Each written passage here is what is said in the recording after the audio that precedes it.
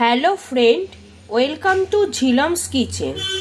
আজকে আমি তোমাদের সাথে শেয়ার করতে চলেছি ডিম আর বেগুন দিয়ে তৈরি একটা অন্য ধরনের রেসিপি।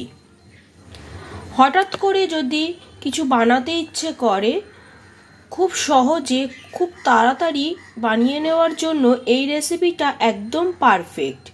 এটা যেমন খুব তাড়াতাড়ি বানানো যায়, খেতেও কিন্তু তেমনি খুবই সুস্বাদু। রুটি, পরোটা এই সব কিছুর সাথে খেতে কিন্তু ভীষণ ভালো লাগে এটা।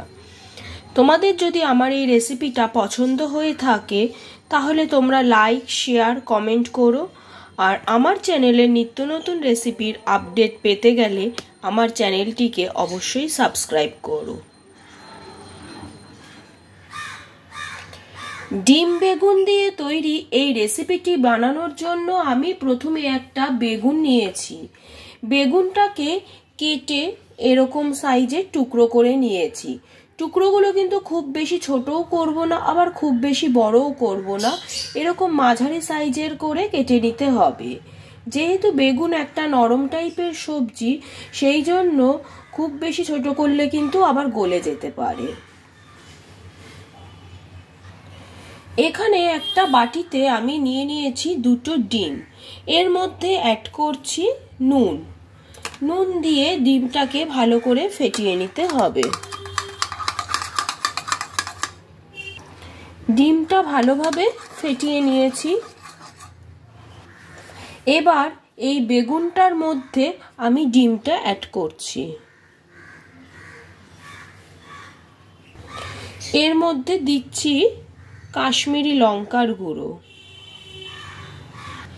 আর দিচ্ছি গোলমরিচের গুঁড়ো। এবার এই সব কিছু দিয়ে বেগুনটাকে ভালো করে মাখিয়ে নেব।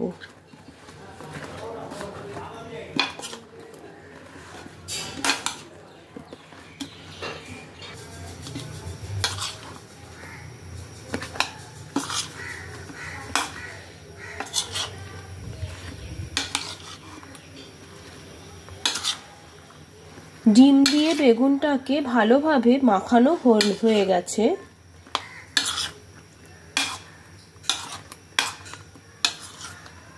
খেয়াল রাখতে হবে যাতে সমস্ত বেগুনের গায়ে ডিমটা খুব ভালোভাবে যেন মেখে যায়।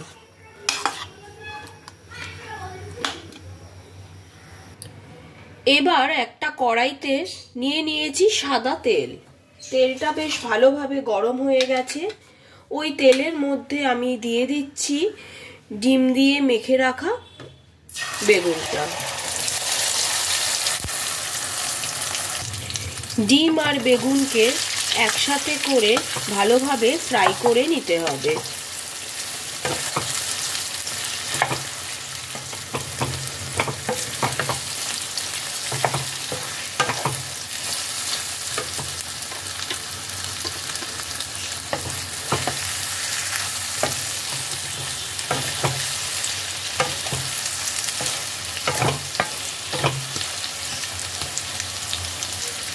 বেগুনটাকে ফ্রাই করবার সময় ঢাকা দেওয়ার কোনো দরকার নেই।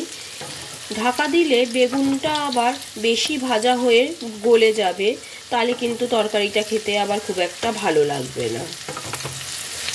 এরমভাবে নাড়াচাড়া করে বেগুন আর ডিমকে একসাথে লাল লাল করে ফ্রাই করে নিতে হবে। বেশ লাল লাল হতে আরম্ভ করেছে, তবে আরেকটু ফ্রাই করতে হবে।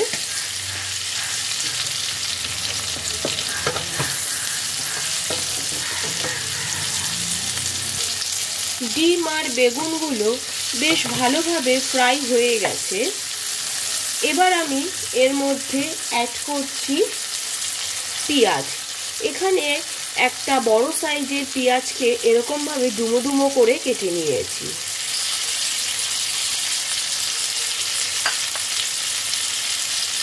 দিয়ে দিচ্ছি ক্যাপসিকাম। ক্যাপসিকামকেও আমি সেম ভাবে কেটে নিয়েছি। আর দিয়ে দিচ্ছি টমেটো। এই সমস্ত জিনিসকে একসাথে করে ভালোভাবে একটু ফ্রাই করতে হবে।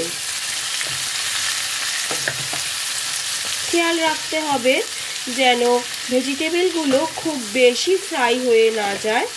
এগুলো কিন্তু একটু ক্রাঞ্চি ভাব থাকবে, ভাজা ভাজা হবে অথচ একটুখানি ক্রাঞ্চি ভাব থাকবে, তবেই ভেজিটেবলটা খেতে সুস্বাদু হবে।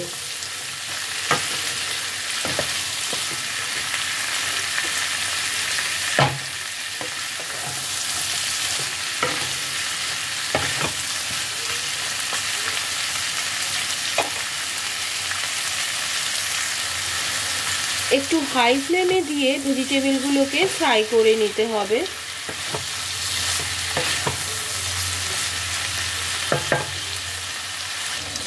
এবার আমি এর মধ্যে দিয়ে দিচ্ছি চিলি ফ্লেক্স, দিয়ে দিচ্ছি 1 চামচ সয়া সস, 1 চামচ ভিনিগার, দিচ্ছি একটু টমেটো কেচাপ, দিয়ে দেব স্বাদ অনুসারে নুন আর স্বাদ অনুসারে চিনি। এই সমস্ত কিছু দিয়ে এটাকে আবারও বেশ ভালোভাবে একটু মিশিয়ে নেব।